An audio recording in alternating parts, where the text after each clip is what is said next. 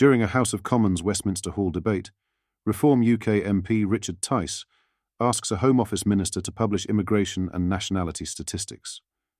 In today's video, we will watch and react, whilst also going over all of the latest news from up and down the country. But first, make sure you hit the like button and subscribe to the channel, and join our fast-growing community. Just a quick one to say we do have new One Keir t-shirts available on our website. Go to britishstand.com or check the link in the description. During a House of Commons Westminster Hall debate, Reform UK MP Richard Tice directly challenged a Home Office minister on the lack of transparency surrounding immigration and nationality statistics. Tice pressed the minister to commit to publishing detailed figures, arguing that the public deserves clarity on this critical issue.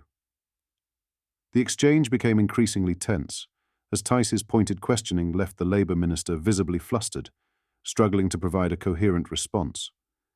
This heated interaction underscores the growing frustration among MPs and the public over the government's handling of immigration policies and the perceived lack of accountability. Have a watch. Thank you very much, Chair. It's a pleasure to serve under your chairmanship, and I congratulate the honourable member for securing this debate. It seems to me that there is a dearth of information, a sort of conspiracy of silence, Mr. Chair. And it seems quite simple. We've been told for decades that immigration is a great thing for this nation. And therefore it seems quite obvious that we should suggest, well, fine, prove it. And why don't we suggest, well, let's prove it nation by nation, so that we know who actually are genuinely contributing, who are adding value, and who actually may be costing us money. But he will also know a lot of research on the cost and benefit of migration has been done by the Migration Advisory Committee as well. And their annual report published this week is also another example of the work that they are doing. And with also their capacity expanding to help us address some of the challenges of both of bringing net migration down alongside having a more coherent policy for how we do that across government. Indeed, the recent estimate, the average contribution of skilled workers is also demonstrated in the report. What are your thoughts on this? Let me know in the comments. In some other news, Chancellor Rachel Reeves is eyeing up the introduction of a nationwide hotel tax as part of efforts to stabilise public finances, despite previous promises of no new taxes. The proposed levy, modelled on France's tourist tax system, could potentially raise more than £1 billion annually. Treasury officials have conducted modelling exercises to assess the impact of such a tax, which would apply to both British and foreign guests. The move has come in spite of Reeves's earlier insistence that she would not add to the £40 billion of tax rises already imposed in the autumn budget. Under the French model, accommodation charges can range from less than £1 per person per night for campsites to over £12 for five-star hotels. Soaring government borrowing costs over the past week have pushed the Chancellor towards considering such emergency measures, as the cost of 10-year government borrowing has reached its highest level since 2008, while the pound has dropped below $1.22. Reeves, currently on a visit to China, risks breaking her self-prescribed fiscal rules unless she raises taxes or cuts spending in an emergency spring statement. If borrowing costs remain elevated due to bond market vigilantes, which are effectively pricing down Britain, additional measures might be required, including raising corporation tax or reducing disability benefits, according to Treasury sources. Edinburgh is planning to introduce a 5% accommodation tax from July 2026, aiming to raise up to £50 million annually for city improvements.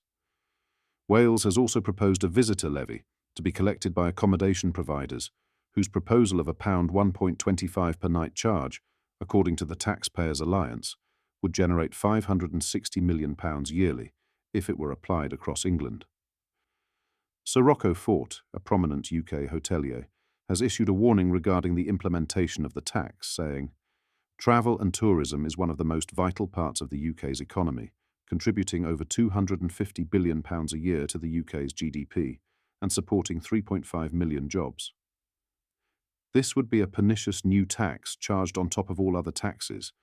The UK is already not a cheap destination, he added.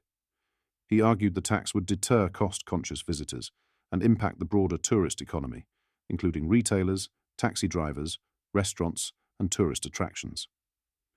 Emphasizing that meeting fiscal rules is non-negotiable, a Treasury spokesman said, "We do not comment on tax speculation outside of fiscal events." The source added that the Chancellor has requested an OBR economic and fiscal forecast for March 26th, which will assess performance against fiscal rules. Difficult decisions have already been taken on spending, the Treasury source said, adding that taxpayer money would be directed towards the Prime Minister's plan for change. The source emphasised this includes boosting growth to put more money in working people's pockets. Lastly, Prince Harry made a touching gesture to an elderly victim of the Los Angeles wildfires, personally fetching him a donut whilst maintaining his anonymity during a visit to the Pasadena Convention Center. The Duke of Sussex was distributing food parcels at the evacuation center on Friday when he asked an elderly man if he wanted something to eat. According to the Pasadena Star News, when the man, unaware he was speaking to a royal, expressed his desire for a donut, Harry immediately left to find one. He takes off and 10 minutes later he returns with a donut, recalled Pasadena Mayor Victor Gordo. The grateful recipient, still not knowing Prince Harry's identity, quipped, "I guess I need my carbs and my sugar." He added, "If you ever run for anything, I'll vote for you." The Duke and Duchess of Sussex were seen comforting victims alongside Jennifer Newsom, wife of California Governor Gavin Newsom, as they served meals at the evacuation center. The couple, who live in Montecito, around 90 miles from LA, have rallied to support those affected by the devastating fires through their Archewell Foundation. They have opened their £23 million mansion to those forced to evacuate their homes. The pair were spotted embracing celebrity chef José Andrés, founder of World Central Kitchen, which has partnered with their foundation since 2020 to provide free hot meals to emergency crews and the public. The Duke and Duchess of Sussex were seen comforting victims alongside Jennifer Newsom, wife of California Governor Gavin Newsom, as they served meals at the evacuation center.